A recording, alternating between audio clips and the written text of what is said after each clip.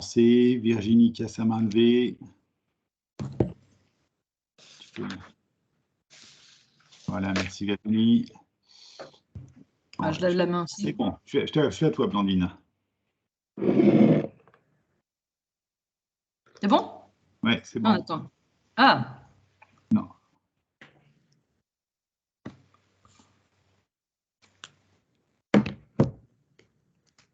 Là, il y a Virginie qui a son micro aussi. Voilà, super. Bah, Blandine, vas-y, pour ouvrir le feu.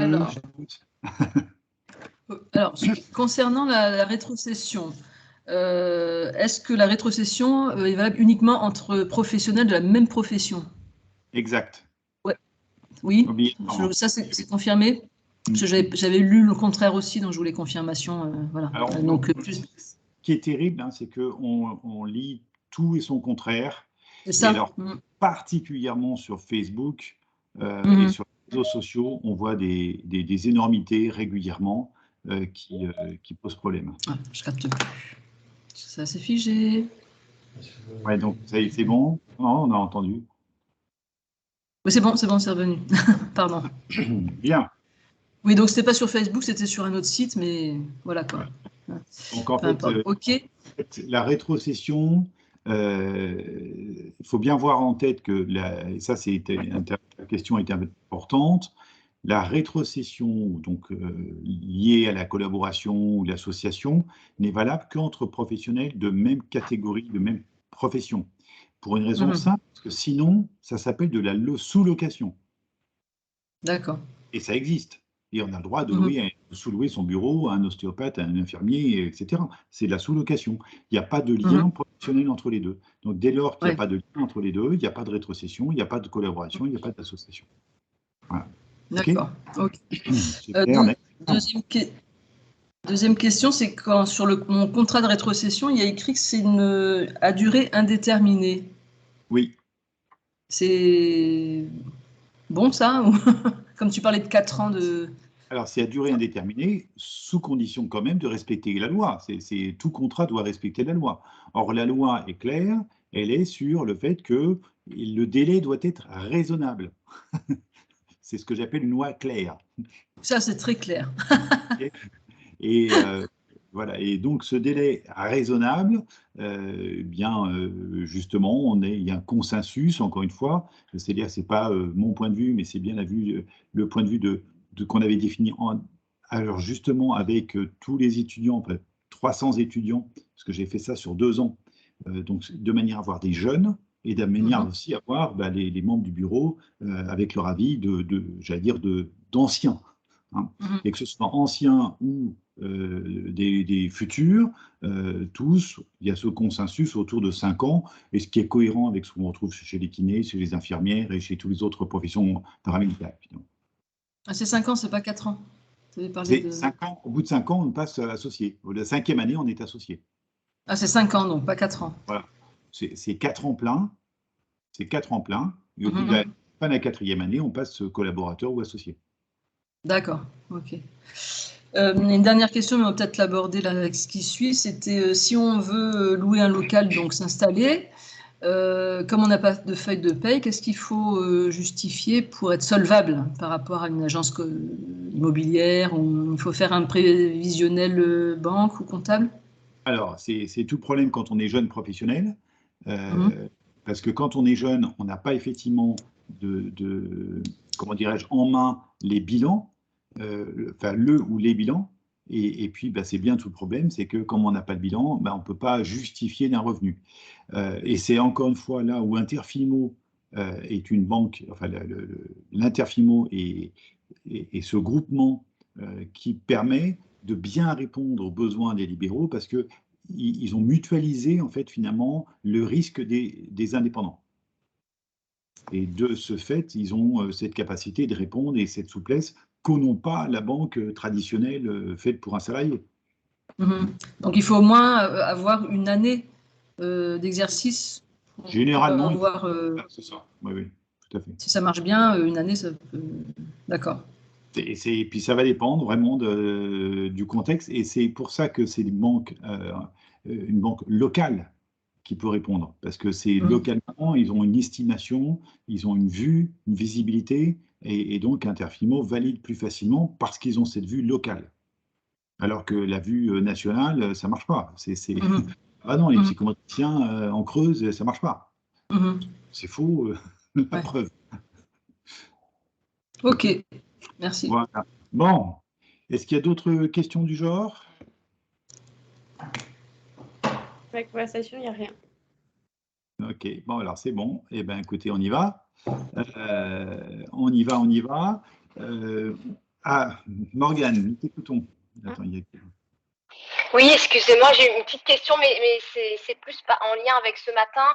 En fait, j'avais pas compris exactement pour les auto-entrepreneurs. On est d'accord qu'on doit tenir un petit livret, par exemple sur Excel, vous dites que c'est autorisé, où on note, on a fait telle séance à 40 €, je dis n'importe quoi, voilà, payé, enfin comme un livret de recettes, mais on n'a pas à tenir un livret de dépenses. C'est bien ça, parce que moi, alors, oui, on n'entend pas très bien, c'est un peu aigu le son. C'est pour ça que je suis revenu sur la diapo. L'auto-entrepreneur, il doit avoir la date, le libellé d'opération, donc c'est l'opération j'ai acheté ou l'opération j'ai reçu Blandine ou j'ai reçu Manon. Hein. Et puis il y a l'entrée, la somme que j'ai perçue à ce titre-là, et éventuellement, dans à droite, c'est la somme que j'ai dépensée. Voilà, c'est 2 colonnes. Enfin, vous voyez, il y a 2 colonnes avec au milieu la date et le libellé. C'est extrêmement. Mais c'est comment ça, la somme que j'ai dépensée? Pardon, c'est au milieu, vous avez la date. Enfin, l'idéal, c'est de faire comme ça. Hein. C'est d'avoir la date, le libellé, c'est-à-dire à quoi ça correspond. Et vous avez d'un côté les entrées, de l'autre côté les sorties. C'est 3 colonnes. Mais ce que je comprends pas, c'est que je pensais qu'auto-entrepreneur, on n'avait pas à tenir de journal de nos dépenses. Alors, c'est pas que tu comprends pas. C'est pas que tu comprends pas, c'est que tu voudrais ne pas avoir à tenir de journal. Formule autrement, s'il te plaît. Mais en fait, si, c'est une obligation légale. Parce que tout contrôleur, toute personne qui exerce peut être contrôlée. Et même l'auto-entrepreneur, il a un registre d'entrée et de sortie à tenir. C'est le minimum comptable. On ne peut pas faire moins, mais c'est le minimum à tenir. Et ce qui est logique. Mais alors, les sorties, c'est par exemple, on achète un jeu de société, il faudrait noter le jeu de société qu'on achète dans un tableau, en fait. Oui, tout à fait. D'accord. Ah oui, j'ai jamais fait ça. Moi, on m'a toujours dit qu'auto-entrepreneur, on ne pouvait pas déclarer, on ne pouvait rien déduire, donc on avait juste à tenir ce qu'on touchait comme recette. Mais tu as tout à fait raison, Morgane, de confirmer ce que je viens de dire. C'est qu'on entend tout et son contraire.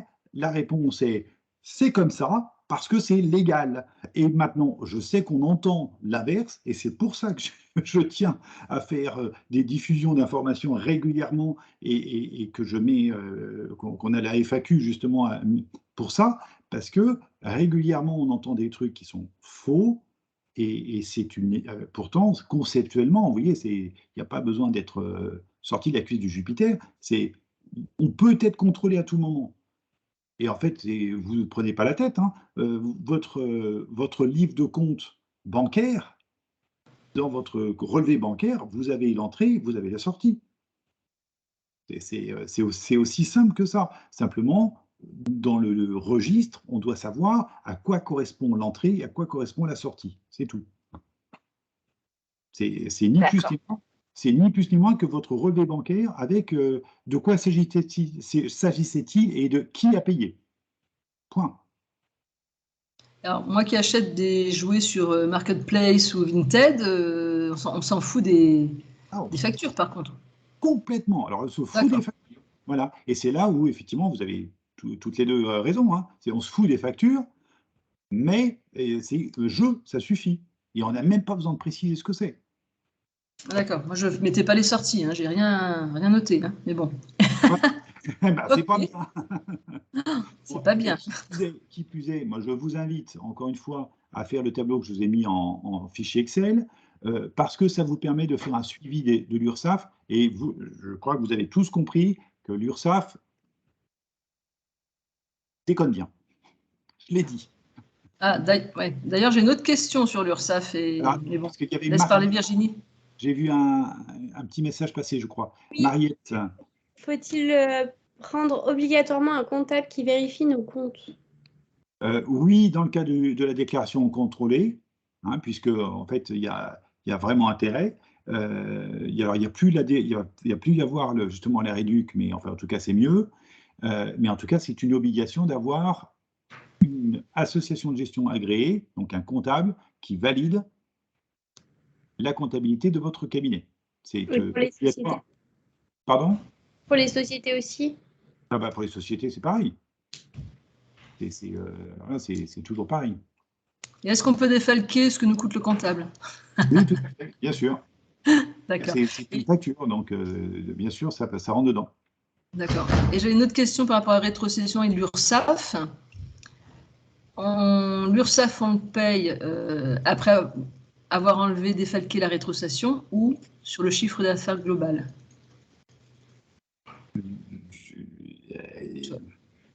Tu vois, l'URSSAF? Il y a du brouillage dans l'air.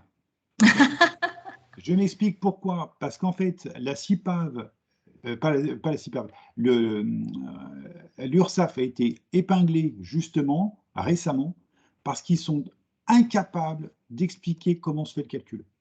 Oui, je suis d'accord.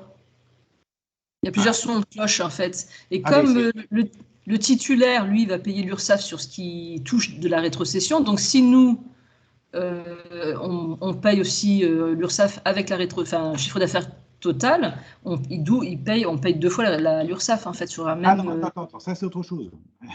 Je répète, forcément, on paye deux fois l'URSSAF sur la part de collaboration, enfin de redevance. Pourquoi? Oui, donc voilà. Mais c'est logique. Donc il faut déclarer. Tout ce qu'on gagne, on doit le déclarer. D'accord. C'est un principe fondamental, de base, du système français de la sécurité sociale depuis 1946. Donc, ce n'est pas un scoop. Donc, l'URSSAF, on le paye en déclarant le chiffre d'affaires. On déclare en déclarant le chiffre d'affaires. Le collaborateur, c'est sur le chiffre d'affaires qu'il a fait. Et le titulaire, c'est sur son chiffre d'affaires plus la redevance qu'il a perçue, puisque c'est rentré dans sa caisse. D'accord. Donc, on a intérêt avec la rétrocession d'être en déclaration contrôlée pour après récupérer un peu de rétrocession. Non? Non. On récupère même pas? Ah non, non, non. Ben non, c'est un bénéfice. On paye l'URSSAF sur le bénéfice. Ouais, enfin, c'est un bénéfice. Non, parce qu'une rétrocession, ça ne t'appartient pas. Ah ben, la rétrocession, c'est comme un loyer. Ouais, quand la rétrocession, elle touche 1000, 1500 euros par mois, ça fait cher le loyer. C'est un loyer. Gardez en tête, et fiscalement, et retourner sur ce webinaire, j'aimerais qu'on ne perde pas trop de temps là-dessus. J'ai compris. Vraiment, consultez-le parce qu'on a traité ce sujet bien précisément et bien clairement. La redevance, c'est une location. Ni plus ni moins. Et d'un point de vue fiscal, c'est ça. Ouais, ok. Bon, allez. Pardon? Il y a une main levée du côté de Virginie, alors est-ce que c'est toujours d'actualité ou pas? De toute façon, on fera une table ronde si vous voulez bien. Vous me notez vos questions. Là, il faudrait qu'on avance un peu cet après-midi. Hein, et puis, ça va répondre, j'imagine, j'espère bien, à pas mal de vos questions. Juste pour préparer son installation, là, je vais passer vite puisque c'était la préparation d'installation, c'était vraiment le point qui était le plus clair pour tout le monde. Juste, j'aime bien rappeler un petit truc, c'est que le principe du CQQ, c'est occupé, les 7 questions fondamentales de Quintilien, hein, combien, quand, pardon, je vais y arriver, combien, qui, quand, comment, où, quoi et pourquoi. Et quand on a répondu à ça, on a répondu aux 7 éléments que contient votre projet en général. Donc, c'est qui présente le projet, hein, donc le diplôme d'expérience, c'est pas la même chose si on est un jeune ou si on est un jeune professionnel mais avec de l'expérience, comme Corinne, ou si on est une jeune et sans expérience comme Manon, si on est, etc., etc. forcément pas le même projet. Présentation d'activité, ça c'est donc, quelque part, c'est pour présenter votre projet au banquier, par exemple. Hein. Que ce soit, vous soyez déjà en activité ou en activité. Corinne, tu me perturbes, j'ai vu une jeune vieille, quoi. Merci Corinne, absolument. Et donc, là, j'ai la chance, hein, j'ai certains moments que je connais mieux que d'autres, je suis désolé, mais j'en profite. Quoi, c'est présentation d'activité, ben, c'est combien de temps d'activité par semaine. Forcément, votre banquier il va estimer les choses différemment selon que vous êtes mixte, pas mixte, prévu pour 6 jours, prévu pour 5 jours, prévu pour 1 jour. Et quel type de population vous ciblez, quel type à qui vous vous adressez, quelle est la taille du marché. Et donc forcément, si vous adressez, ce qui est mon cas sur Versailles auprès d'enfants, Versailles auprès d'enfants, c'est une des villes dans lesquelles il y a le plus d'enfants par tête d'habitants. Donc c'est mieux ciblé. Par contre, pour les vieux, circuler. Inversement, si on va à Aix-les-Bains, c'est la ville avec le nombre de vieux le plus élevé de France et avec le revenu par tête d'habitant le plus élevé de France. Forcément, c'est mieux. Et donc, ça permet d'estimer les taux de croissance, ça permet d'estimer aussi la concurrence, regarder qui y a, quel réseau. Donc, vous voyez, il y a toutes ces questions. Vous avez le diapo en PDF, hein, donc consultez-le, avec qui, quand, les contraintes, réglementations, etc. Le comment on va financer, ça, je m'arrête 3 secondes là-dessus. Corinne a évoqué tout à l'heure, hein, sur présence de son mari qui est partie prenant sur l'investissement. Et donc, chacun, on va avoir des ressources qui sont particulières. Et donc, dans la manière de gérer votre budget, dans la manière de gérer votre manière d'investir, on l'a vu pour les travaux de Céline, on l'a vu pour... vous voyez, chacun de nous, on va avoir des options différentes. Et donc, c'est la question de la somme qu'on souhaite, investir au sens immobilisé pour des besoins. Et alors, en partant du principe que cette somme-là, on ne va pas la retrouver. Hein, donc, quelle est la somme que je souhaite finalement miser, hein, et en fait, c'est une mise, c'est un pari. Hein. L'exercice libéral, il faut être clair, c'est un pari. Et à chaque fois qu'on se lance dans une activité, libéral, on parie sur l'avenir. Et personne n'a de boule de cristal, et personne, par exemple, de tous ceux qui se sont installés pas de bol en février 2020, waouh, c'est pas de bol, quoi.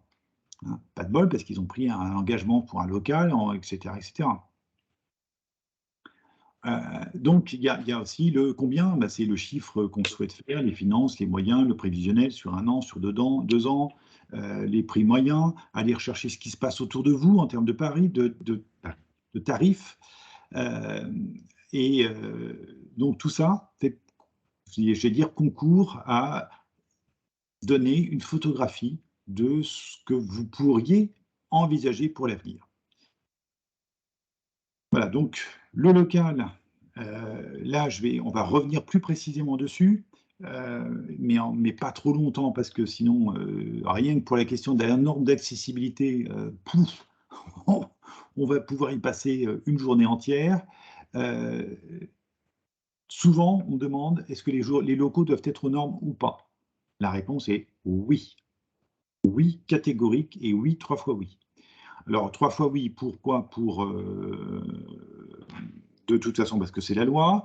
3 fois oui, parce que de toute façon, vous aurez des patients en fauteuil roulant à venir, que vous aurez des personnes avec des déficiences visuelles à venir, et donc vous aurez de toute façon des situations où vous aurez des personnes, par définition, en situation de handicap. Le truc drôle, c'est que finalement, les 2 personnes que j'ai reçues vraiment là, cette année, en fauteuil roulant, c'était finalement les parents paraplégiques. Voilà. Je n'avais pas imaginé, effectivement, que ce ne soit pas l'enfant que je reçoive en fauteuil, mais que ce soit bien la maman, en l'occurrence, c'était les 2, accidentés et qui étaient en fauteuil roulant depuis toujours. Donc, heureusement, les portes sont de bonne taille, effectivement, heureusement que les couloirs sont adaptés. Toujours est-il, si on crée un cabinet, on doit le créer aux normes, il n'y a même pas photo. Si on achète, donc quand j'ai dit créer, je pensais à Céline qui construit, ou le cabinet de Manon qui a été recréé complètement à partir de 3 murs. Ce cabinet, forcément, il a été reconstruit de A jusqu'à Z, avec les normes. Inversement, si vous achetez un appartement, ou si c'est chez vous, vous le remettez aux normes, donc vous en dédiez une partie pour une activité libérale, vous devez tout faire, tout mettre en œuvre pour que ce soit aux normes.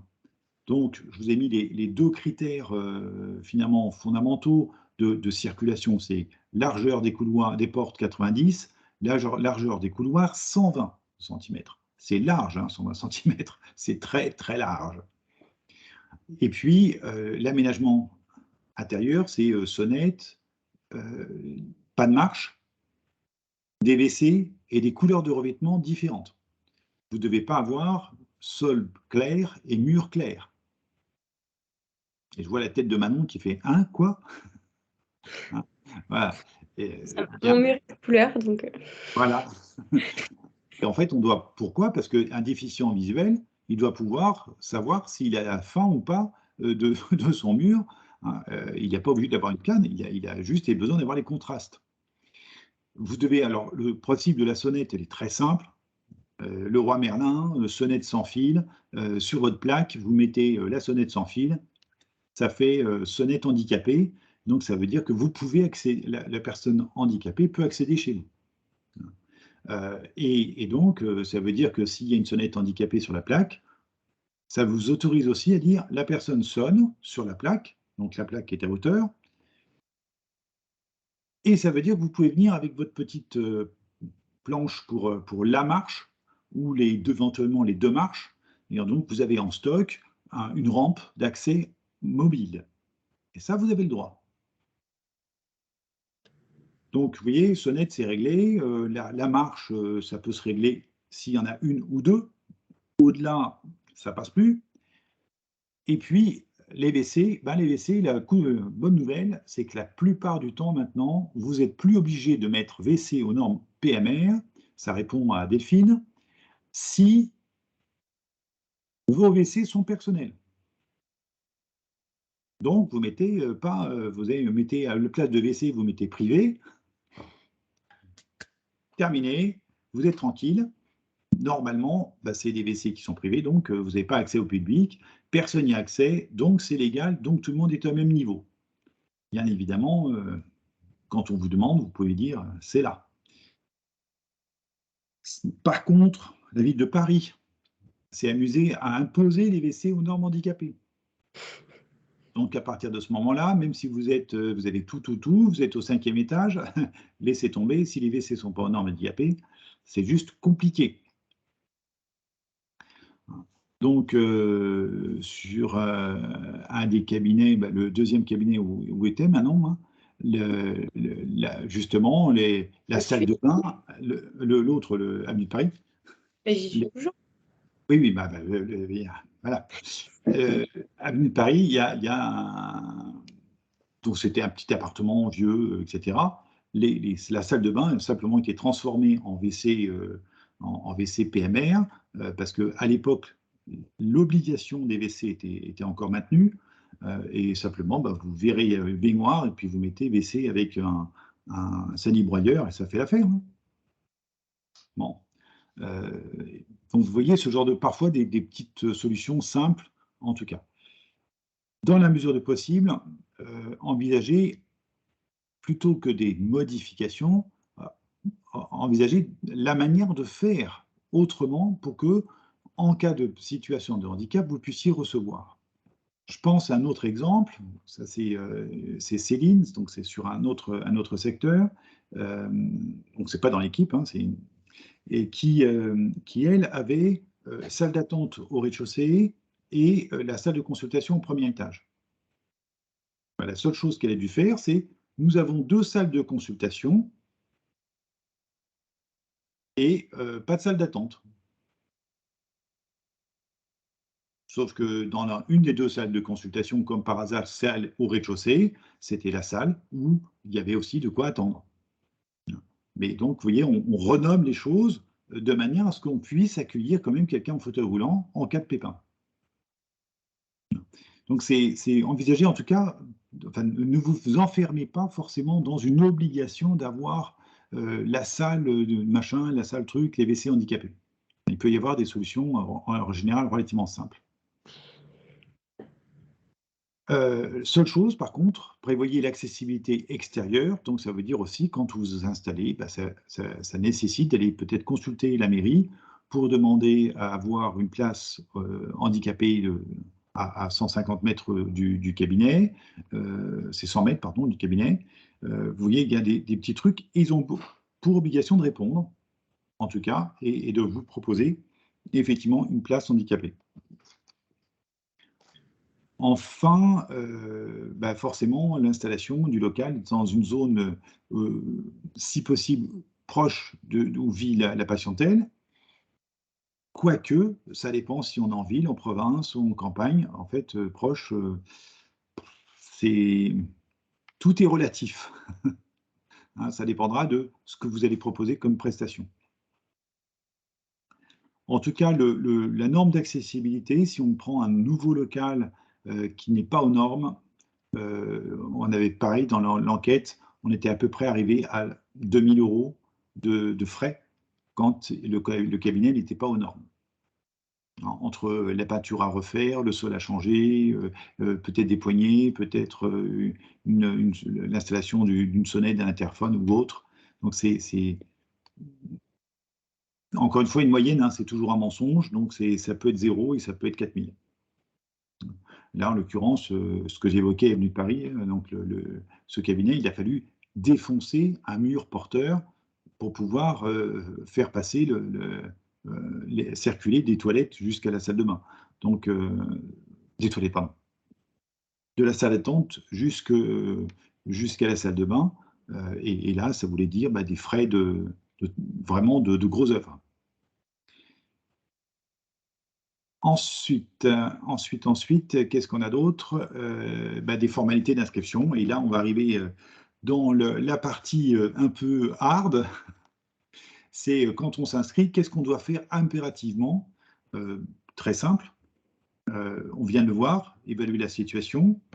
On vient de voir, prévoir le financement. Et puis, après, il y a le fameux inscription à délit. C'était la question de tout à l'heure sur quand on change de lieu de cabinet. Si on change définitivement, forcément, on se met sur l'adresse du cabinet. Dans la mesure du possible, privilégier un accès à handicap tout de suite. Céline, je ne sais pas si vous étiez là tout à l'heure, quand je disais, quitte à construire, on doit construire tout de suite son cabinet aux normes handicapées. On est bien d'accord? Non, on est d'accord. La tête là, avec les normes ERP, les normes handicapées, c'était un vrai casse-tête. Normalement, voilà. Le permis de construire, il est posé. Voilà. Donc, je le redis, hein, les WC ne sont pas forcément, s'ils ne sont pas accessibles au public, on peut ne pas les mettre aux normes handicapées. Mais dans la mesure où on construit, neuf, faut en profiter. Ensuite, dans les choses impératives, c'est bien entendu l'immatriculation à l'URSSAF, donc de votre lieu de résidence. Et c'est à ce moment-là que vous choisissez le statut juridique. Auto-entrepreneur, déclaration contrôlée, micro-BNC. J'ai une question qui m'a été posée avant-hier. Quand on s'inscrit en auto-entrepreneur, on vous demande avec ou franchise ou je ne sais plus quoi, donc c'est bien entendu avec franchise de TVA. Il y a cette case à cocher quand vous êtes auto-entrepreneur, puisque la particularité de la psychomotricité, c'est qu'on est sans TVA. Donc, bien entendu, c'est avec franchise de TVA. Donc, ça veut dire qu'au-delà de 32 000 € de chiffre d'affaires, on n'est pas obligé de déclarer la TVA. Et je vous rappelle, auto-entrepreneur, on peut aller jusqu'à 70 000 €. Responsabilité civile professionnelle plus le local. Donc, si vous êtes simplement collaborateur ou associé ou remplaçant, vous n'avez pas besoin collaborateur ou remplaçant, vous n'avez pas besoin de louer le local, donc vous n'avez pas d'assurance du local à prendre. Dès le moment où vous êtes propriétaire ou locataire de votre local, vous avez une assurance du local à prendre supplémentaire. Et tant qu'à faire, il y a toujours intérêt à la prendre au même endroit, pour une raison simple, ça évite aux assurances de se renvoyer la balle. Hein, c'est ah ben non, le local, la vitre est cassée, ça ne dépend pas du local, ça dépend de la responsabilité civile professionnelle du professionnel, justement. Hein, donc, prenez toujours au même endroit. Hein. Ça, c'est le petit détail qui tue, mais qui fait toute la différence. Et puis, bien entendu, on revient sur le compte bancaire dédié, le livre bancaire, le livre de compte, recettes, dépenses. Jusque-là, rien de nouveau sous le soleil. Juste, pareil, l'installation, ça veut dire compte sur 3 années. Donc, prévoyez des flux, prévoyez des rentrées, mais aussi des sorties. Prévoyez quand vous allez prendre vos congés ou pas. C'est-à-dire qu'au moins les 3 premières années, partez du principe que dès qu'on peut prendre un patient, eh ben, on lui propose. Et là, il n'y a pas de choix. Vous allez très très vite découvrir, pour ceux qui ne sont pas encore lancés, que chacun de nos patients, on doit faire comme si c'était le dernier, le seul et l'unique patient dont dépendait de la survie de notre cabinet. Et c'est ce principe de base qui fait qu'on survit. Donc l'intégration, dans tout ça, c'est notamment ces plans de financement, à quel moment j'achète mon ordinateur, à quel moment j'achète les tests. Et donc c'est pour ça que je vous avais fait la liste des tests, pour que vous ayez en tête aussi à quel moment il vaut mieux investir, pas investir. Est-ce que c'est le moment de le faire ou pas le moment de le faire. Toute somme mobilisée, je vous rappelle, hein, c'est des choses qui ne sont pas forcément bonnes pour vous. Hein. Donc, c'est bien d'acheter des jeux tout le temps, hein, d'en acheter plein, ça c'est le message pour Manon, mais oui, mais à chaque fois que vous achetez un jeu, est-ce que vous en avez vraiment besoin? Et donc ça, c'était le petit truc hein, important. Je vois, Virginie, où trouve-t-on cette liste? La liste de quoi? Des tests? Des tests. D'accord. Dans le fichier calcul, redevance, etc. C'est bon? Donc, normalement, vous avez le... Oui, OK, c'est bon. Donc, voilà. Ensuite, les ressources, subventions, les emprunts. Alors, subventions, on va peut-être en parler quelques secondes. Pour les plus jeunes, je vous rappelle que vous pouvez avoir l'ACRE. Donc là, vous référez-vous au dossier d'exercice libéral hein, que vous avez dans le site, hein, dans l'espace téléchargement. Et à ce moment-là, vous pouvez bénéficier effectivement d'une réduction des cotisations, je vais y arriver, des cotisations URSSAF et notamment de la retraite. Alors c'est bien et c'est pas bien. C'est bien parce que vous avez une réduction.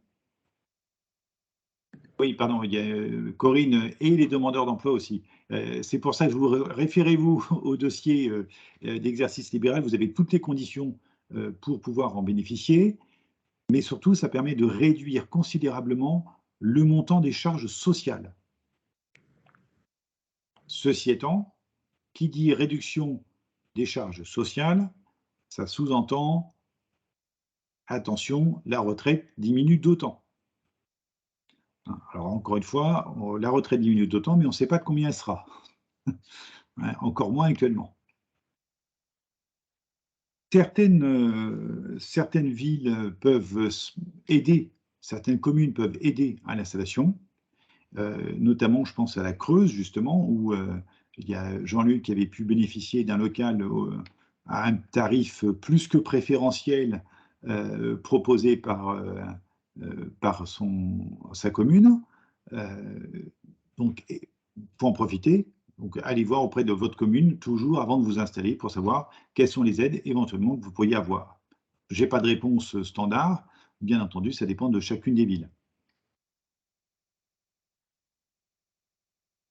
Ressources, réseau de patients, formation. On va en reparler après, mais même chose, quand on s'installe, voyez quel type de réseau existe autour de chez vous, en PCO, en réseau, je pense, réseau de santé et autres, et qui peuvent vous proposer des formations. Les formations sont aussi l'occasion de se faire connaître. Donc, quand vous vous installez ou quand vous voulez maintenir votre activité, il y a aussi besoin d'entretenir la machine, donc j'allais dire la pompe à prescripteurs. Je vais parler un peu commercial, mais cette pompe à prescripteurs, elle vient du tissu et du maintien du réseau et du réseau de contact avec les professionnels. Ça demande du temps. Il y a Voilà. une question. Pardon, vas-y. Est-ce que l'ARS peut aider les vieux psychomates, entre guillemets, dans un projet de maison médicale pluriprofessionnelle, comme elle le fait pour les médecins? Absolument, c'est un sujet que je vais traiter tout à l'heure, mais on va y répondre. La réponse est oui, de plus en plus dans les maisons pluriprofessionnelles.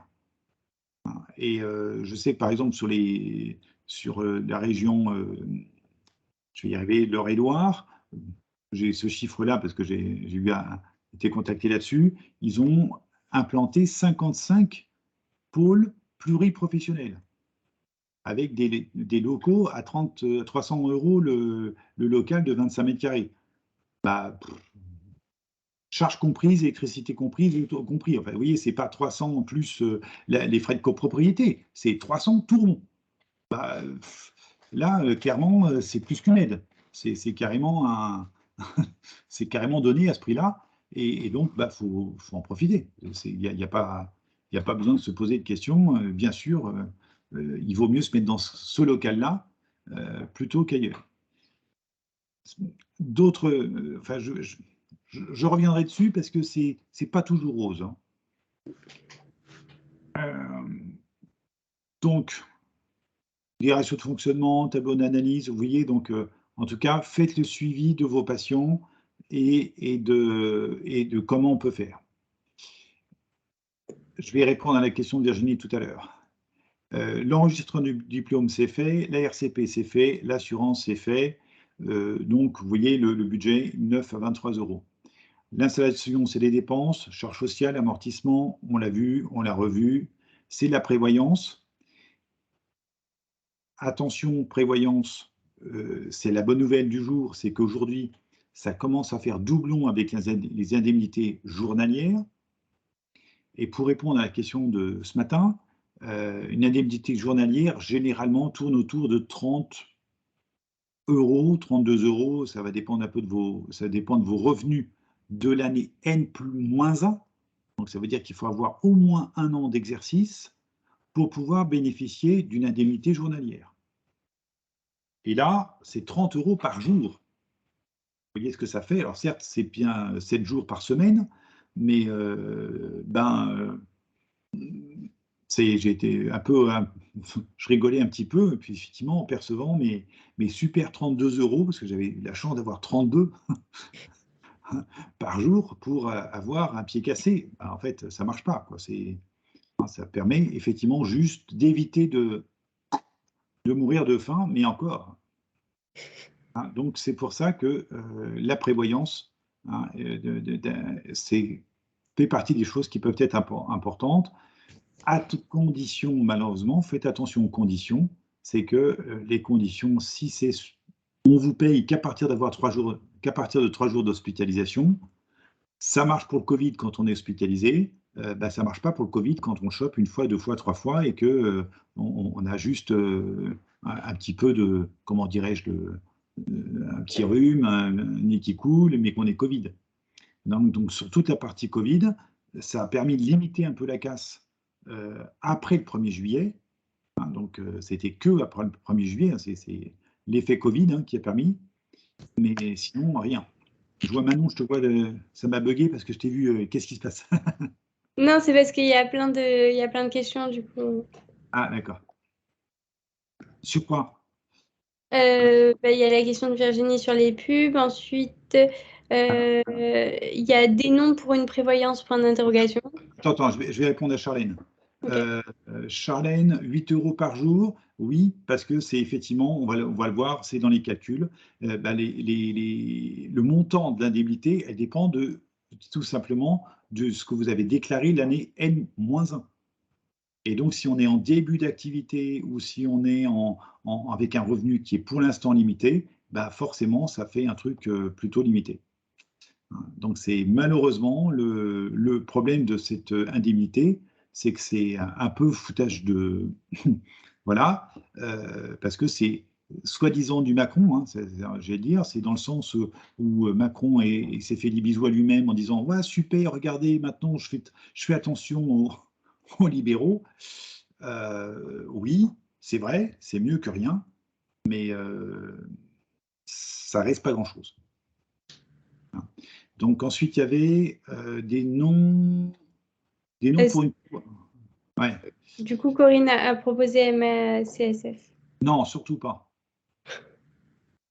Voilà, surtout pas.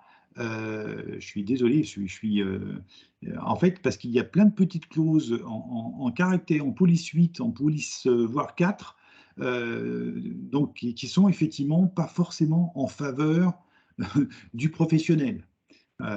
Donc notamment les calculs d'indice de mortalité, notamment souvent 3 jours d'hospitalisation, eux en font partie, et ils ne vous signalent pas, ils ne font pas attention.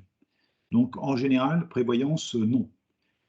Je vous invite encore une fois à aller voir avec Jean-Christophe, qui est multicarte, donc c'est-à-dire qu'en fait, il peut proposer la MACSF si c'est adapté pour vous, mais il va pouvoir vous proposer justement plusieurs mutuelles différentes en fonction du besoin familial. Parce que la prévoyance, ça ne se cale pas par rapport à un besoin, comment dirais-je, c'est un peu comme le cabinet hein, tout à l'heure, c'est que la prévoyance, ça se cale en fonction de votre patrimoine, en fonction de votre fonctionnement familial, en fonction du nombre d'enfants, en fonction des âges de vos enfants. Donc il n'y a pas une réponse unique MACSF, il y a une réponse en fonction de votre besoin. Et donc, si vous avez quelqu'un qui vous dit « je vous vends ça, c'est super, c'est le meilleur produit », sortez, évacuez. C'est pas la bonne réponse. Hein. La bonne réponse est d'abord quel est votre patrimoine, parce que si vous avez, ce qui est mon cas, je vois encore des centaines de milliers d'euros à la banque, bah, si je dois des centaines de millions d'euros à la banque, ça veut dire que notamment ma famille est couverte. Puisque si je suis encore emprunteur et que je casse ma pipe, j'ai une assurance, ma famille récupère finalement le prêt, passe à zéro, c'est bon. Donc ça fait une assurance. J'en ai pas besoin avec la MACSF. Hein, voilà. Donc je suis un peu cash là-dessus. Hein. Mais en tout cas, c'est pour ça qu'il vaut mieux des courtiers avec lesquels on a quand même une proposition qui est plus adaptée par rapport au contexte, puisqu'ils sont capables de proposer plusieurs produits. Je vois que Charlène, les courtiers sont pas mal au niveau du conseil. Oui, voilà, merci. Voilà, et Corinne, effectivement, bah, elle a fait son propre courtier, hein, elle est allée faire 5 devis par rapport à ses besoins. Elle a fait son courtier. OK. C'est bon, c'est clair là-dessus? Pardon, je suis allé trop vite. L'exercice libéral, ben donc, on revient sur ce principe, hein, c'est que, vous m'entendez, je vous l'ai dit il y a quelques minutes, auto-entrepreneur, micro-BNC, 70 000 €, pas de problème, vous pouvez rester auto-entrepreneur. Alors, je pense que dans la plupart du temps, on va me dire 70 000 €, ce serait cool de pouvoir faire plus, mais malheureusement, ça correspond à 99,9% des besoins des psychomotriciens. C'est que tant qu'on est en dessous de 70 000 €, on peut choisir auto-entrepreneur, micro-BNC, tout va bien. J'espère bien que vous seriez obligé de vous mettre en déclaration contrôlée parce que vous auriez un chiffre d'affaires supérieur à 70 000 €. Voilà. Hein, c'est la seule contrainte, effectivement, c'est déclaration contrôlée, obligatoirement, à partir du moment où vous êtes au-dessus de 70 000 €. Je rigolais, enfin on rigolait, on parlait tout à l'heure de certains qui abusent en termes de revenus.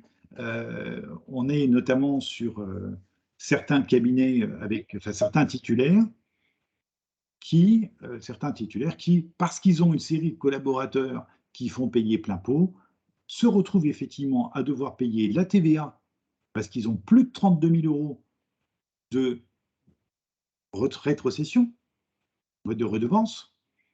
Et dans la mesure où on a plus de 32 000 € de prestations qui ne sont pas de la prestation de psychomote, et comme c'est de la rentrée de location, ben, ils doivent payer de la TVA dessus, et qui plus est, ça, plus leurs revenus, ils dépassent les 70 000 €, ils sont obligés d'être en déclaration contrôlée. Voilà. Bon, ben voilà, j'espère bien que vous ne seriez pas dans ce cas-là, mais dans le cas où vous gagneriez plus. Il y a une personne qui a dit, en tant qu'auto-entrepreneur, je trouve que nous sommes défavorisés au niveau des contrats. Plusieurs prévoyances proposent une indemnisation après seulement 30 jours d'arrêt de travail. Alors, c'est bien pour ça que moi, ce genre de truc-là m'irait bien, par exemple. Voilà, parce que si je suis 30 jours arrêté, bah, ça veut dire que je suis vraiment dans la merde, et donc ça me suffit. Mais dans ce cas-là, on ne la paye pas cher. Et c'est bien le truc, c'est que vous allez avoir, en fonction de vos besoins, si les conditions sont terribles, du genre 30 jours, ben, vous payez moins, normalement, mais c'est bien le truc, c'est qu'il n'y a que le courtier qui a le panel de tout ce qui se fait et qui peut vous proposer des choses. Là, je ne suis quand même pas courtier en assurance, donc je ne vais pas vous vendre celle qu'il faut en fonction de chacun de vous. Je ne connais pas vos patrimoines. Et Virginie qui demande pourquoi il n'y a pas de contrôle de ces abus sur les rétrocessions abusives. Je vais boire un coup.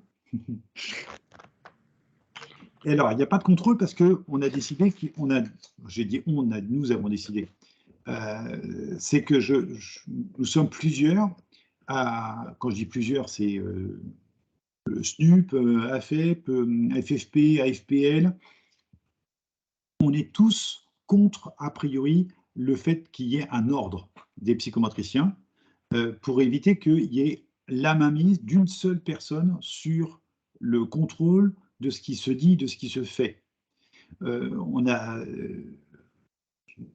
Même si on n'est pas toujours d'accord, on est toujours tous d'accord quand il s'agit de monter au créneau sur des sujets fondamentaux pour la défense de la profession.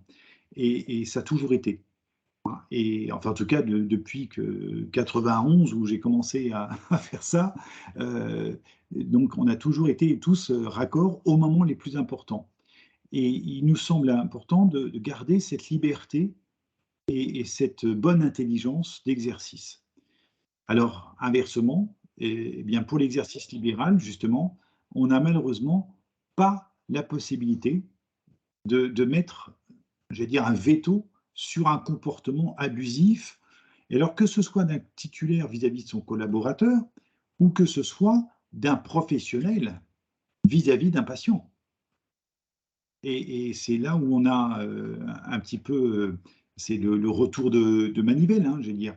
C'est que à la fois on n'a pas la main, mais à la fois on a la main. Et à la fois on a la main sur la liberté de faire et on n'a pas un cadre législatif qui nous impose des règles draconiennes ou sur lesquelles on ne peut pas bouger, et les kinés et les infirmières se mordent les doigts d'avoir un ordre. Et inversement, effectivement, malheureusement, c'est plus souple, mais inversement, on n'a pas la main. C'est une question importante, et je reviens dessus régulièrement, et c'est bien pour ça que nous militons FFP, AFEP, SNUP et AFPL, justement pour cette liberté, mais pour la communication. Et c'est pour ça qu'on a besoin d'avoir un maximum de gens, inversement, qui sont adhérents spontanés, parce que c'est cette spontanéité qui fait notre force et qui fait qu'on n'a pas besoin d'ordre. Vous voyez, c'est le retour. Donc, si vous pouvez transmettre, il y a besoin d'avoir un maximum de représentativité pour qu'on n'ait pas besoin d'ordre. Et plus on est... voilà, pardon. Maintenant, vas-y. Il y a encore une autre question. Lorsque l'on est salarié, on ne compte pas les rentrées de salaire dans les 70 000 euros. Bien sûr que non. On parle bien de chiffre d'affaires, on parle bien d'argent sur lesquels on va payer l'URSSAF. Heureusement, on ne se rajoute pas notre salarié. Ça, c'est clair. Mais c'est bien. Donc, en tout cas, l'installation, qu'elle soit en entreprise ou micro-BNC, elle est autorisée dès lors que le chiffre d'affaires est inférieur à 70 000 euros. La tenue du livre de recettes, je le redis, vous le voyez, est obligatoire. Aucune comptabilité des dépenses n'est obligatoire, c'est-à-dire qu'il est préférable de conserver les justificatifs. Mais la remarque tout à l'heure de Blandine, c'est bon, alors quand j'achète chez Rakuten et machin, on s'en fout, c'est pas obligatoire de garder le justificatif. Même si, perso, je trouve que c'est pas mal. Ne serait-ce que pour avoir une trace de ce que vous achetez. L'installation, ensuite, bah, c'est en libéral, micro-entreprise, eh bien, vous savez, c'est un système où il y a une déclaration en ligne des revenus. Donc, ça veut dire que soit, et c'est là où ça peut être intéressant, soit vous payez mois par mois, soit par trimestre, à convenance. Et micro-BNC, par contre, c'est vous déclarez qu'une seule fois, à la fin de l'année, en une seule fois, vous déclarez ce que vous avez gagné. Mais par contre, après, on retrouve le yo-yo de cotisation, comme on peut le trouver dans la déclaration contrôlée. L'avantage de payer au mois dans une micro-entreprise, c'est que c'est parfaitement lissé en fonction de vos dépenses. Inversement, vous n'avez pas forcément de trésorerie. Donc, c'est en fonction de chacun de vos capacités de gestion.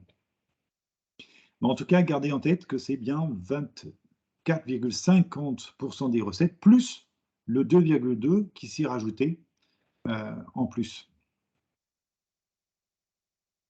L'inscription micro-BNC, que ce soit micro-BNC, vous êtes obligé de rajouter, alors ça c'est, d'ailleurs ça s'est modifié là, je l'ai vu récemment, vous n'aurez plus que la 2042, donc ça va se simplifier, avec la déclaration forfaitaire, c'est-à-dire que ce soit en micro-BNC ou auto-entrepreneur, vous déclarez au niveau des impôts votre chiffre d'affaires réel, et puis il retire les 34% directement. Concernant l'installation contrôlée, la déclaration contrôlée, eh bien, c'est pour soit vous avez au-delà de 34% de charges et vous avez intérêt à passer en déclaration contrôlée, soit vous avez plus de 70 000 euros, et là, vous avez compris que vous avez un livre de recettes, allez vraiment avec les livres de comptes, donc les comptes 606, 32, 32, 606, 31, 28, 214, etc. Vous avez les comptes comptables et vous devez répartir chacune de vos dépenses dans ce livre comptable. Vous avez compris pourquoi la plupart du temps, vous choisissez l'auto-entrepreneur. Vous avez le livre journal recettes-dépenses, vous avez aussi le registre des immobilisations, donc c'est un autre document sur lequel vous avez la liste de tout ce qui dépasse les 600 euros et que vous amortissez au fur et à mesure des années. Donc ça veut dire que chaque année, après on reprend ce registre pour dire cette année, j'ai le truc d'il y a 5 ans, le truc d'il y a 4 ans, le truc d'il y a 3 ans et le truc de cette année à amortir. Déclaration contrôlée, vous avez forcément un comptable associé et une déclaration surtout 2035. Donc c'est en plus de la 2042. 2042, c'est l'impôt sur le revenu. Hein. La 2035, c'est avant le 1er mai. Et donc c'est là où vous transmettez les documents largement à l'avance normalement à votre comptable pour qu'il prenne le temps de vérifier qu'il y a bien tous les tickets, que vous avez bien toutes les factures. Donc vous lui scannez les factures. Bref, c'est une vraie comptabilité, quoi. Exactement comme une société. je crois que je vais avoir bientôt fini là-dessus. Régime fiscal. Vous avez compris que le tableau, soit je vous le présente comme ça, soit je vous le présente avec mon petit tableau Excel. Le petit tableau Excel, il vous permet d'avoir largement plus d'informations finalement sur est-ce que c'est plus intéressant ou moins intéressant.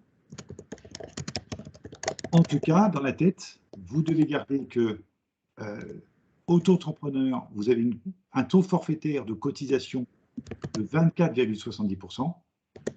Ça veut dire que vous gagnez 100, vous déclarez à la fin du mois votre 100 €, vous avez un prélèvement de 24,70 €. Micro BNC, c'est le même principe. Vous avez un abattement de 34% sur votre chiffre d'affaires. Oui, mais vous aurez l'URSSAF à payer avec du nouveau l'année d'après, avec un taux quand même qui est un peu moins important, puisqu'il est que de 22,07%. Et déclaration contrôlée, on est sur le même système de yo-yo que donc, le micro-BNC. Donc, c'est en fonction de vos revenus, vous payez l'année d'après. Mais inversement, vous avez des taux qui sont variables en fonction forcément de vos calculs de vos charges. Pour voir quel type pour estimer à peu près les cotisations sociales, vous avez ce site-là qui vous permet de vous renseigner sur le montant a priori de vos cotisations. Et je dis bien a priori, parce que c'est loin d'être précis. Même chose, vous l'avez sur le tableau. Et puis je finis sur, rapidement, parce que Corinne l'a évoqué, mais je pense qu'il y en a d'autres aussi, sur la question des sociétés, puisqu'on peut avoir des structures juridiques différentes. Donc, au lieu d'être en micro-BNC auto-entrepreneur, on peut même être en société avec plusieurs types de sociétés différents, et donc notamment URL, ERL, SARL, EURL, qui sont en fonction des situations, donc des options différentes. Il y avait un intérêt dans le sens où il y a encore un peu un intérêt dans le sens où on peut être mieux assuré par la sécurité sociale, puisque dans ce cas-là, vous pouvez vous mettre en salarié. Donc, qui dit salarié, notamment pour le congé maternité, ça peut être plus intéressant. Si on a des cotisations retraite plus intéressantes. Donc, il y a plus de cotisations, bien sûr, puisqu'on est aux alentours de 60% de cotisations, mais plus d'intérêt pour la sécurité sociale, pour la retraite et pour les congés maternité. L'avantage aussi des sociétés, c'est que là, pour la même chose, on déduit la totalité des charges de fonctionnement. Donc, si on a un loyer élevé, si on a des charges de fonctionnement élevées, c'est plus intéressant.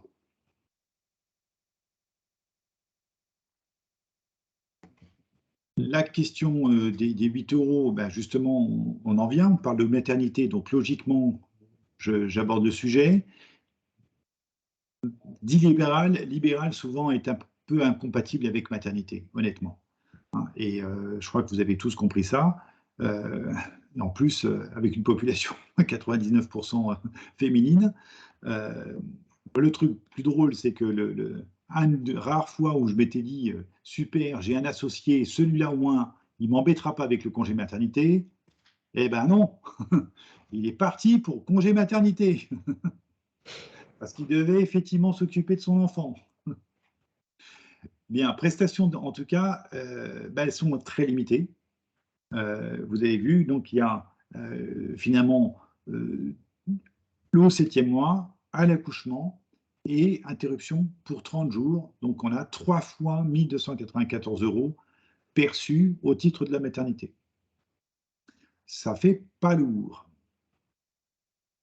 Ça fait pas lourd. Et en plus de ça, si on dépasse au-delà de ça, depuis le 1er juillet, les fameuses indemnités journalières, et donc c'était la remarque tout à l'heure que je faisais concernant les 8 €, bien forcément, c'est selon le revenu. Et donc c'est 1/730e, donc c'est la moitié de vos revenus moyens des 3 dernières années. Et en général, en moyenne, si on prend la tranche des psychomotriciens, etc., ça fait entre 22 et 55. Eh oui, mais pas avec 2020 et 2021. Et j'imagine que le problème des 8 € vient du fait que c'était compte tenu des revenus de 2020. J'ai eu la même problématique, hein, c'est que effectivement mes 32 €, c'était pas du 55, hein, c'était bien 32 parce que 2020 avait plombé de pratiquement à la moitié mon chiffre d'affaires, comme tous ceux qui se sont installés. Bien, on arrive sur le mode exercice. Je voudrais qu'on fasse quelques minutes de pause de questions. Manon, qu'est-ce qui est important? Alors, il y a plusieurs questions. Il y a 2 questions sur un petit peu la pub. Alors, la question, c'est comment se faire connaître vu que la pub est interdite? Est-ce qu'on peut passer par les réseaux sociaux? Est-ce qu'on peut rentrer dans les écoles, aller voir les médecins, envoyer des courriers? Bon, alors j'ai prévu d'en parler plus tard, je réponds quand même tout de suite. La pub n'est pas interdite. La pub n'est plus interdite. La pub n'est plus interdite. Vous l'avez vu pour les chirurgiens, vous l'avez vu pour les médecins. Et en fait, ils ont le droit maintenant de communiquer sur le type de prestations qu'ils peuvent proposer. Ça a changé en décembre 2000. J'ai un trou de mémoire. Je bug, là, ça y est, je fatigue. 2020. 2019. En décembre 2019, l'autorisation de faire la pub a été autorisée pour les médecins et donc, par voie de conséquence, pour les paramédicaux. Maintenant, il y a pub et pub. Il y a ce qui est autorisé et il y a ce qu'on considère comme étant déontologiquement acceptable pour nous tous. Je pense qu'il y aura unanimité ici pour dire que faire de la pub sur le site internet en mettant psychomotricité, low cost, la qualité, le prix, ça va faire sourire. Merci, Blandine, de sourire. Ouais. Figurez-vous, ça a existé. Ça s'est fait à Aix. À Aix ou Marseille, j'ai un trou de mémoire. Mais ça s'est fait. Et qui plus est, en plus, avec, si possible, la vidéo de mon cabinet qui a été chopée sur Dailymotion. C'était Franck qui était sur la vidéo, et c'était nos 2 enfants qui sont sur la vidéo, et Marie, c'est ma collaboratrice. Voilà, donc en fait, c'était pour présenter la psychomote, il a piqué la... Bon, je l'ai appelé en disant, ça va pas, et là, oh zut, c'est mon frère qui m'a fait le truc, il est commercial, ouais, ça se voyait. Voilà. Donc ça, vous voyez, en plus, ça lui fait de la contre-publicité. C'est que, honnêtement, ça ne donnait pas envie d'y aller. Donc, c'est cette publicité-là qui est interdite. Le fait de faire de la publicité interdite pour nous, mais interdite, c'est-à-dire ce qu'on s'interdit, nous, psychomotriciens, entre nous. Vous voyez ce que j'évoquais par rapport à la notion de pas d'ordre, mais un consensus. C'est ce genre de truc où c'est le porte-à-porte, où c'est la publicité sur Google dès qu'on ouvre une page, c'est ce genre de truc. L'autre publicité que j'aurais tendance à interdire, interdire, c'est si je diffusais sur les pages jaunes le nom de mon cabinet sur tout le département. Franchement, si on commence, il y en a un qui commence à faire ça, ça va donner de l'argent aux pages jaunes parce que tout le monde va devoir le faire et c'est pourri. Et c'est exactement ce qui se passe avec Doctolib. C'est que Doctolib, aujourd'hui, pratiquement nous oblige à être visible sur Doctolib. Et moi, malheureusement, on a dû y passer il y a 2 mois, parce que, effectivement, il y a 3 jeunes qui se sont installés, Doctolib, on s'est vu absorber nos patients par ses collègues. Alors, qui plus est, hein, je le dis parce que comme ça vous savez que ça existe. Vous avez vu la tête de Manon qui soulève les yeux. Il y en a une qui s'est installée la porte d'à côté. Il y en a qui n'ont pas peur. Ouais. Hein, la porte d'à côté de mon cabinet. Ok, elle a le droit. peux pas lui dire non. Bah, sauf que j'ai demandé à la commission, donc je me suis retiré. La commission était tous d'accord pour faire Blandine, ta tête est à l'image. Bah, celle-là, ok, AFPL, exit. On est d'accord, c'est pas très moral de le faire. Alors, quand on va s'installer dans le quartier, ça passe. Enfin, j'ai jamais râlé. Il y en a eu 2-3 qui se sont installés. Pas de problème. Le numéro d'à côté, non, c'est abusé. Et qui plus est, en disant le nouveau cabinet est installé A. Bah, nouveau cabinet installé A, c'est le même numéro, bah, ça sous-entendait, vous voyez, le lapsus, hein, c'est il est dans la même rue, donc maintenant il est nouveau, il a déménagé. Ça, c'est la publicité mensonge, enfin, c'est de la tromperie. C'est déloyal, quoi. C'est déloyal, voilà. Donc c'est la pratique déloyale qui va être interdite, plus qu'autre chose. OK, et donc ça veut dire qu'il n'y a pas de... On a cette chance aujourd'hui, encore une fois, de ne pas avoir d'ordre, et donc de ne pas se poser la question de savoir si c'est autorisé ou pas. C'est plus une question d'éthique et de loyauté. Hein. Et finalement, vous avez tous la réponse, hein, enfin j'espère, sur ce qui est loyal de faire ou pas. Bon, j'ai pris du temps pour répondre à ça, mais parce que ça couvre un spectre large. Oui, mais il y a des questions qui arrivent en rapport avec ça, justement. La question d'après, mais je pense qu'on y a répondu, c'est une psychomotricienne qui a prévu du temps de réunion, de la prévention, des temps d'échange avec les parents. Est-ce qu'elle a l'autorisation de mettre des affiches pour communiquer à ce sujet-là? Au contraire. Alors, au contraire, je le redis, si on est passé à 4300 psychomotriciens aujourd'hui, c'est parce que les 300 premiers se sont emmerdés dans les années 90, je ne donnerai pas de nom, à communiquer le plus possible, à faire des réunions éducatives, à faire des réunions de parents, à faire des réunions de municipaux, etc. C'est bien ça qu'il faut faire. Là, c'est autre chose. On fait de la publicité pour la psychomote. Par contre, si vous faites de la... c'est ce qu'on fait nous aussi, hein, enfin, dès qu'on peut, faire une conférence, on fait une conférence, on annonce ce qu'est la psychomote. Alors certes, ça fait notre pub, mais on ne va jamais pouvoir de toute façon absorber la totalité des patients que ça génère. Mais par contre, ça fait de la pub pour les psychomotriciens. Et donc, ça, tout est bon à prendre. Donc, toute communication est toujours bonne à prendre c'est, je veux dire, subtil de communiquer en parlant des psychomotriciens et en précisant votre nom. Ce n'est pas de la pub. Vous avez fait l'effort de communiquer sur la psychomote, c'est logique de mettre votre nom. Et donc, c'est au bénéfice de tout le monde. Enfin, je pense qu'on est tous d'accord là-dessus. Vas-y, donc et donc Doctolib, tremplin pour super. Ouais. Doctolib, tremplin pour commencer. Ouais. J'aimerais bien ne pas répondre à ça. J'aimerais bien pas répondre à ça. Est-ce que vous avez une idée du prix? C'est simple, c'est 1 600 € par an. Alors juste 1 600 € par an,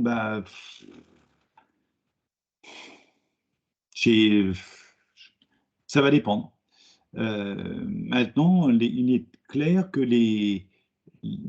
qui plus est avec la publicité qu'en a fait Emmanuel Macron en faisant croire que c'était un produit français gratuit, parce qu'il n'a pas précisé que c'était payant, le Doctolib se goinfre et je vais préciser, c'est de la pub et c'est de l'anti-pub. Je vais reprendre l'exemple de ce qui nous concerne, c'est que maintenant, comme on est sur Doctolib, eh bien en fait, apparaît notre fiche pour les 15, mais on n'en a qu'une, parce qu'on ne va pas payer 15 fois 1 600, et puis apparaît les 3 autres fiches, notamment de celle qui s'est affichée juste à côté. Donc les patients qui viennent nous voir, ils voient tout de suite les gens d'à côté. Et donc il y a cette confusion qui peut s'instaurer, c'est de la pub, mais c'en est pas. Donc je suis très embêté. Inversement, DocOrga, ça c'est pour un autre point, ça c'est DocOrga qui propose, quand on veut finalement on n'a pas le temps de répondre au téléphone ou quand on veut que les parents prennent du temps pour nous remplir une fiche, la DocOrga a fait ce qu'on avait fait nous en 99, c'est la fiche de téléphone détaillée et que les parents peuvent remplir directement.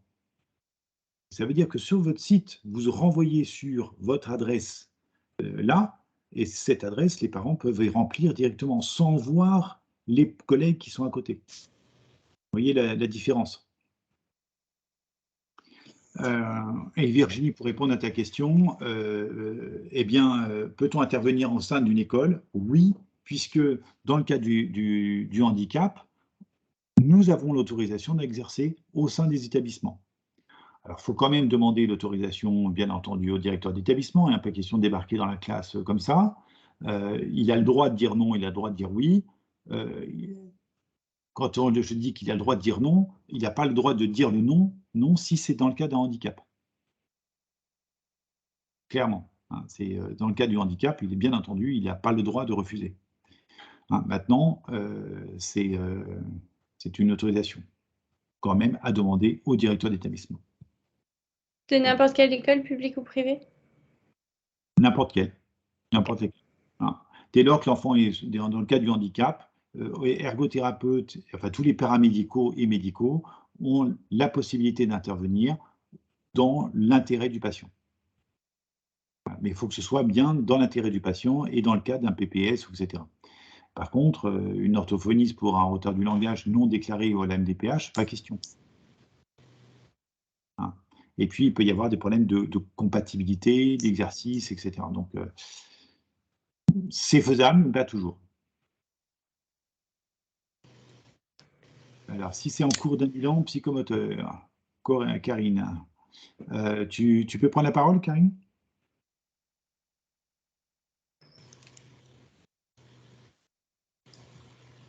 Ah, non. Bon, en tout cas, quel que soit l'acte, hein, le soin en psychomotricité, il est possible. Blandine, vas-y, excuse-moi, je ne l'ai pas vu. Oui, non, c'était juste ce retour en arrière sur DocOrga. Ça fait office de Doctolib, ça... Je n'ai pas bien compris. Alors, c'est pas un truc de prise de rendez-vous. Ça peut, mais c'est une option secondaire. Contrairement à Doctolib, que Doctolib, c'est prise de rendez-vous et ça fait quelques petites choses. DocOrga, c'est complètement l'inverse, puisque c'était, encore une fois, c'était l'outil qu'on utilisait nous, entre nous, dans l'équipe. Hein, donc, ce n'était pas du tout destiné au public. C'est que c'est d'abord fait pour la gestion du cabinet. C'est fait pour la gestion de l'agenda, de manière à voir les fiches patients, de savoir quand on l'a vu, s'il a payé, pas payé, combien de fois, quelle récurrence, sa fiche patient. Vous voyez, c'est d'abord fait pour la gestion. Gestion interne, quoi. Gestion interne. Ouais. C'est fait pour faire la comptabilité en backup, ce que ne pose pas du tout Doctolib, là, voilà, zéro. Hein, alors que là, dans la fin de la journée, vous cliquez vu, payer, clac, c'est bon, ça vous fait le truc. Et à la fin de l'année, vous avez un clic, vous imprimez la 2035. Hein, vous rentrez vos factures dedans, etc. Et avec un clic, c'est fait. Il y a juste à l'envoyer à la GAO, vous payez dans ce cas-là 100 balles, et puis voilà. D'accord. Voilà, mais ça peut aussi faire prise de rendez-vous en ligne, ce que j'utilise, mais je l'utilise que pour mes patients. C'est-à-dire qu'il n'y a que mes patients récurrents, ceux que j'ai sélectionnés, parce que ce n'est même pas tous, hein, il n'y a que les patients à qui j'ai donné l'accès, qui peuvent voir les quelques plages horaires que j'ai données. Qui plus est, c'est des plages horaires non pas figées comme Doctolib, mais c'est des plages horaires intelligentes, dans le sens où je dis, je suis disponible entre 8h et midi, tu me charges à partir de midi. Donc, il va ouvrir le créneau de 11h à midi. Puis, si ça se charge, clac, il ouvre celui de 10h à 11h, etc., etc. D'accord. En termes de gestion, c'est quand même extrêmement efficace, simple. D'autant que, comme ça a été construit pour les psychomotriciens, vous les contactez, ils vous rappellent, ils prennent le temps de vous expliquer, de vous faire la démonstration. Voilà, pour nous, ils le font à chaque coup. Hein. Et en fonction des besoins, ils vous disent, bah, pour l'instant, vous prenez pas ça. Et puis, de toute façon, les options, elles sont... Il faut les prendre, les tester. En général, ils vous le font tester. Ça ne vous plaît pas, on arrête. Ça vous plaît, vous continuez. D'accord. Hein. S'il faut, un jour, on fera un webinaire pour une démonstration. Hein. Je demanderai à Florian de venir avec nous. Sinon, j'ai un autre souci, mais je ne sais pas si quelqu'un pourra répondre. Comme je disais, je ne suis pas visible sur Google. Quand on tape psychomotricien Cannes, on ne me voit pas, on voit que le titulaire du cabinet, mais moi et mon autre collaboratrice, on n'est pas visible. Est-ce que quelqu'un connaît l'astuce Alors, tu vas aller sur le dossier libéral, qui est en ligne. Et dans le dossier libéral, il y a comment s'inscrire sur les pages jaunes gratuitement. Oui, donc ça, je l'ai fait. Et il y a comment s'inscrire sur Google My Business. D'accord, parce qu'ils doivent normalement m'envoyer un code que je ne reçois jamais. Donc, c'est compliqué. Donc, je ne peux pas, en effet, développer une patientèle et être visible. Parce que tu ne reçois qu'au cabinet, le code. C'est ça. Et oui, et donc la titulaire te chope le courrier. Tu crois? Ah, c'est sûr. Parce que la première fois, il n'y avait pas mon nom sur la boîte aux lettres. Et donc là, j'aurais dû le recevoir et je ne l'ai pas. Alors, ne nourris pas ma paranoïa, s'il te plaît. Non, mais tu vas nourrir la mienne. Parce que le nombre de fois où on vous envoie les courriers à votre adresse de cabinet et où ça nous revient, mais c'est 1 sur 4. Sans rire, hein, c'est 1 sur 4. Parce qu'il n'y a pas encore le nom sur le cabinet, parce que la plaque n'est pas encore inscrite. Mais c'est déjà la première chose, effectivement, s'assurer qu'on a bien le bon nom sur le cabinet et que le courrier arrive bien. Parce qu'effectivement, vous recevez un courrier pour valider le Google Business à votre cabinet. Obligatoirement. C'est pour ça que je n'ai pas le choix. C'est que je suis obligée de le recevoir là-bas et là, je ne l'aurais pas reçu. Donc, j'aurais dû le recevoir normalement. Yes, oui, obligatoirement. Voilà. Donc, c'est un petit peu embêtant pour pouvoir être appelé et visible. Et donc, tous les appels passent forcément par le titulaire. Oui, tout à fait. Voilà. Donc, c'est un petit peu agaçant. Oui. Bon, enfin, en tout cas, là, j'ai pas d'autre chose quoi, mais effectivement. Ouais, d'accord. Voilà. En tout cas, pour vous inscrire sur Page Jaune et Google, c'est gratuit. Hein, et justement, Page Jaune, en général, dès que vous inscrivez en numéro de SIRET et il vous relance 10 fois, en fait, en plus, honnêtement, les Pages Jaunes aujourd'hui, on a fait. Ça fait rien. Ah bah ils n'ont plus aucune visibilité. Malheureusement, justement, Doctolib a pris le pas sur les Pages Jaunes, hein, mais très, très largement. Avec l'effet Covid, ça les a boostés de manière inconsidérable. Et inconsidérée, parce que ce n'est pas adapté pour nous, encore une fois. C'est ça qui est terrible. C'est que la plateforme, elle est bien adaptée pour des médecins, mais alors pas du tout pour des professionnels libéraux, comme nous. Voilà, bien. Une dernière question, Alexandre, qu'on a loupé. C'est AGAO et ARAPL. Quelle est la différence? Je ne vois pas ce que je n'ai pas vu le truc. AGAO et ARAPL. Alors, le ARAPL. C'est le message de 14h54 du SATED. 14h. Pardon. De Virginie. Bon, je ne vois pas le truc, c'est pas grave.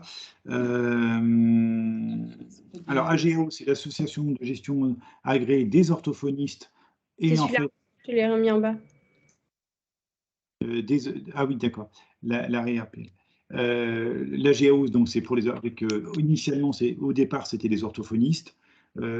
C'est celle avec laquelle, honnêtement, la FPL, on a le plus de contacts. Dès qu'on a des besoins, des conseils, dès qu'on est dans quelqu'un de l'équipe, des adhérents à une difficulté auquel on ne sait pas répondre avec le conseiller juridique, on les appelle, ils répondent instantanément. Et ils ont une gestion qui est très efficace et avec un coût qui est très raisonnable. Enfin, très raisonnable, qui est dans les plus bas.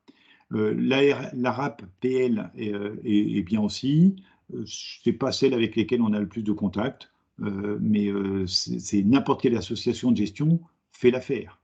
Hein. C'est pas, il n'y a pas de, j'allais dire, d'interdiction ni de recommandation à aller dans.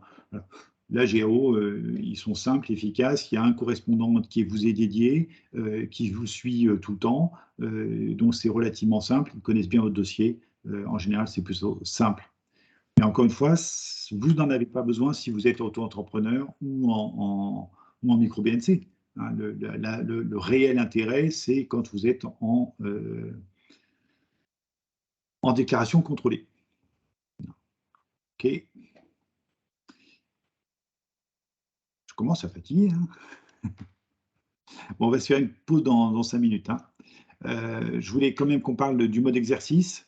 Remplacement, hein, c'est juste pour enfoncer le clou. Que ce soit remplacement ou collaboration, il y a quand même la loi du 2 août 2005 qui encadre bien les choses.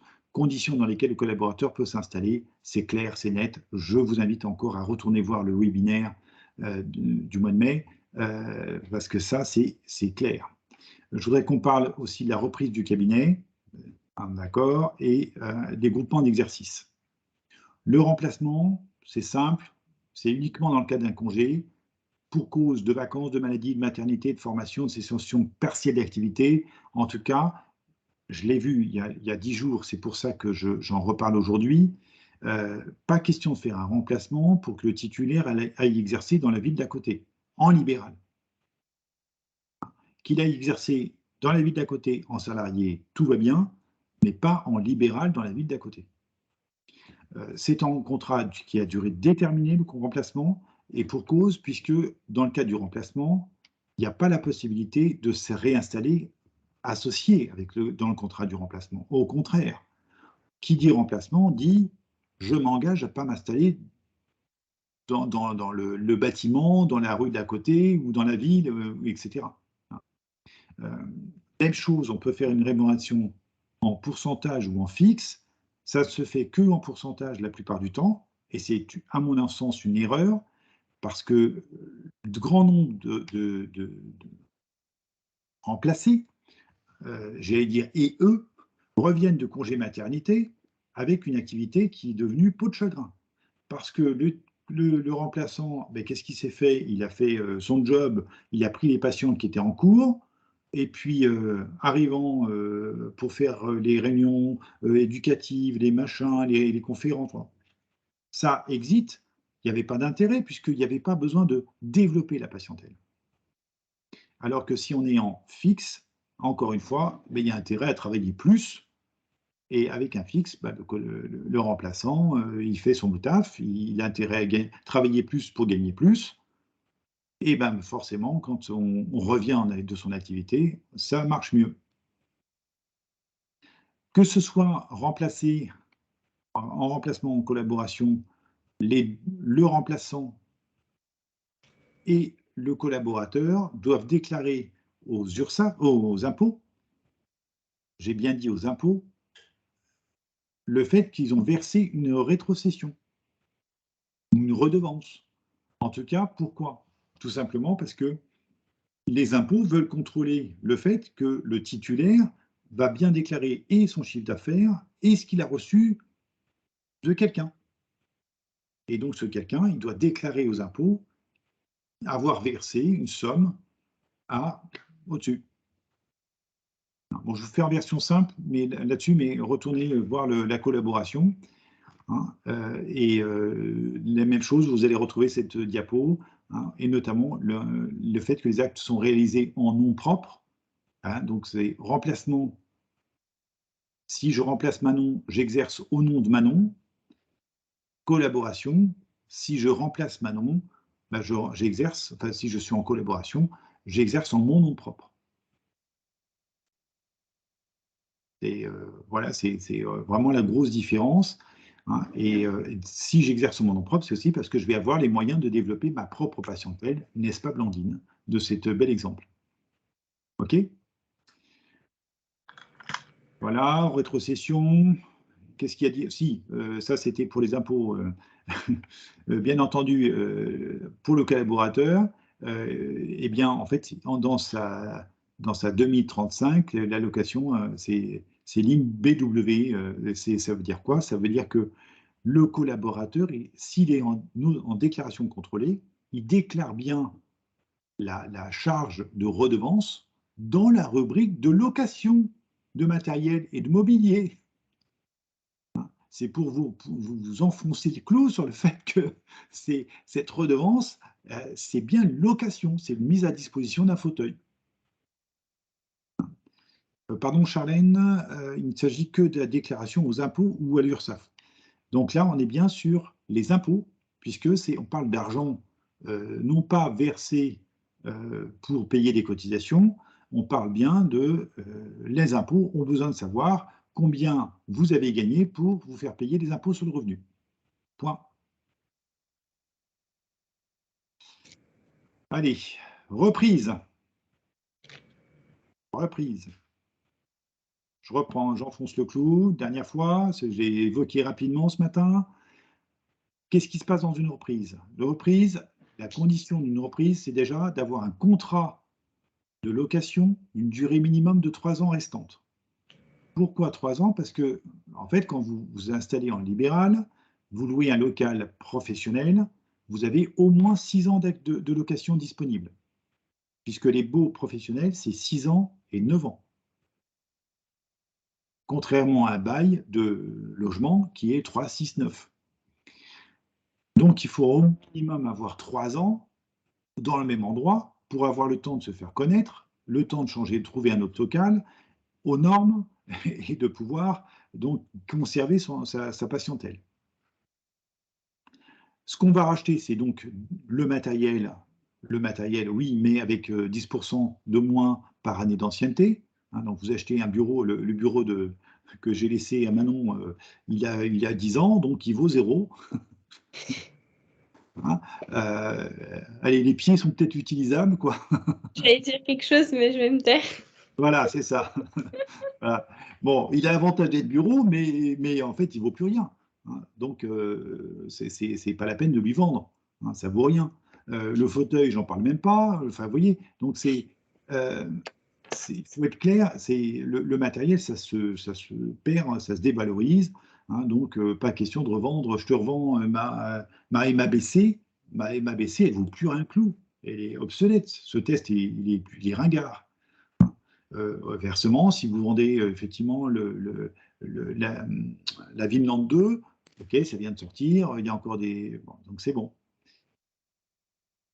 Le réseau, ok, on va vendre éventuellement un temps de présentation, c'est-à-dire on va transmettre quelque chose aux patients. Peut-être quelque chose en termes de temps pour le réseau, en termes de temps pour la patientèle. Allez, on peut le valoriser. Finalement, vous avez compris que si on doit donner un prix de revente aujourd'hui, ce n'est pas l'histoire du chiffre d'affaires de ces 3 dernières années, comme ça l'a été, et comme ça l'a été jusqu'avant le Covid. Et le Covid a balayé définitivement ce truc, parce que c'était déjà un peu obsolète. On est bien sur maximum 2 mois de loyer. Donc, pour le loyer à 300 balles de ce matin, bah, c'est 350 € de loyer, point terminé. J'insiste sur un truc, par contre, c'est le groupement d'exercice libéral. Vous avez pareil, c'est un document que vous avez en téléchargement dans le truc, voilà, dans l'espace téléchargement, je fatigue. En fait, vous entendez souvent parler de société civile de moyens. Balayez ça parce que c'est lourd, ça impose une déclaration, ça impose une assemblée générale, ça impose des trucs qui sont inadaptés en général pour notre fonctionnement. Privilégiez plutôt un contrat d'exercice à frais communs, c'est ce qu'on peut avoir entre nous tous, c'est-à-dire sans création de personnalité juridique, donc on n'a pas besoin d'aller faire une déclaration juridique propre, mais simplement c'est un contrat dans lequel on met noir sur blanc ce qui est mis en commun l'imprimante. L'autre jour, on a rééquipé le cabinet d'une nouvelle imprimante. C'est la Freebox, c'est le papier toilette. Enfin, vous voyez, un certain nombre de trucs de base. Hein, et puis simplement, on écrit noir sur blanc comment on fait. Et encore une fois, c'est un bon divorce. Enfin, un bon divorce garantit un bon mariage. Hein, et donc, si c'est écrit, on sait qui est à quoi, et donc ça règle le problème. Hein, donc, je vous invite à parfois clarifier les choses. Si ça se fait en bonne intelligence, tant mieux, hein, mais attention aux certaines situations. Et puis, vous avez aussi d'autres groupes, sociétés civiles professionnelles, et là, on va plutôt être sur les maisons médicales, sur les maisons pluriprofessionnelles, où là, vous avez une mise en commun de plusieurs professionnels avec des honoraires à verser, par exemple la secrétaire, l'entretien, etc., etc. Et là, parenthèse, et puis après on va se faire notre pause, la gaffe, notamment pour les maisons médicales, parce que on ne joue pas dans les mêmes cours. Et c'est bien le problème, c'est que parfois, dans les maisons médicales, on a des médecins, des dentistes, avec des infirmières et des psychomotes et des kinés. Et des psychomotes aussi. Et en fait, tout ça, on n'est pas du tout dans les mêmes revenus, on n'est pas du tout dans les mêmes capacités à absorber des charges. Et ce qui fait qu'on a des désaccords majeurs qui peuvent s'installer et des choix de groupe qui sont imposés aux plus démunis. Et donc après, le psychomote, il se retrouve un peu coincé avec des charges trop importantes par rapport à son revenu. Alors certes, c'est cool parce que il y a la dynamique de groupe et autres. À l'inverse, ça pose des problèmes. Et après, des problèmes aussi d'ailleurs pour quitter. Donc, quand on signe dans des maisons médicales et des maisons pluriprofessionnelles, je le répète, prévoyez le divorce et demandez-vous comment vous allez pouvoir quitter le local, soit parce que vous êtes locataire, est-ce que c'est à vous de remplacer ou pas de remplacer? Si vous achetez, parce que c'est possible d'acheter en maison médicale des parts de la société civile, et bien dans ce cas-là, comment ça se passe quand vous partez? À qui vous pouvez revendre? Combien vous pouvez revendre? Hein, donc, méfiez-vous des conditions dans lesquelles vous pouvez éventuellement vous mettre dans une maison médicale. Parfait, mon timing est bon. J'avais dit 15h30 là-dessus, parce que je voudrais finir sur l'obligation d'équipement. Alors, facture, et oui, j'arrive pas à lire. C'est Eniam? Oui. Oui. Tu veux que je lise? Oui, alors j'ai vu sur une slide précédente que les factures sont exonérées de la TVA, article 293 du TGI. Or, les factures d'Ocorga, il est noté que c'est lié à l'article 261, 41. Ouais.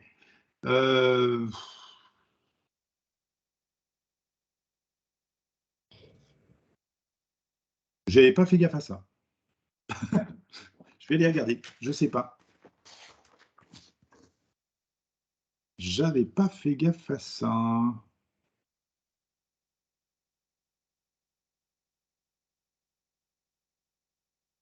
Eh bien, il y a peut-être une erreur.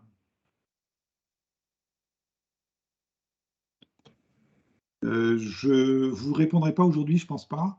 Ce que je vais faire, c'est que je mettrai à jour la facture s'il y a besoin, et en tout cas, je demanderai à Ocorga de corriger si besoin.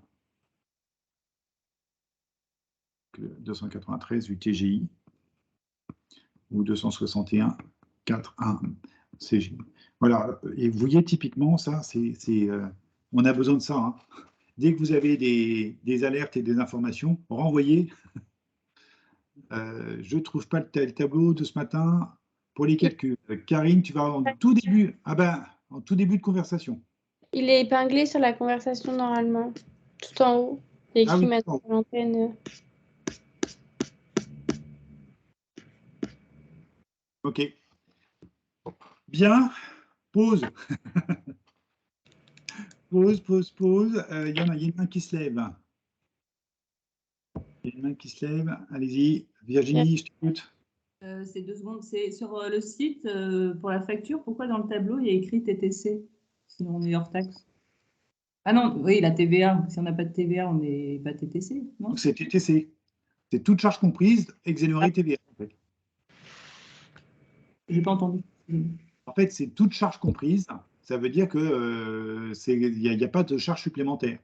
Ah, ça ne veut pas dire. Ça veut pas dire qu'il y a des tas de la TVA. Ah, d'accord. Ok, je mélange les termes. Ok, merci. Voilà.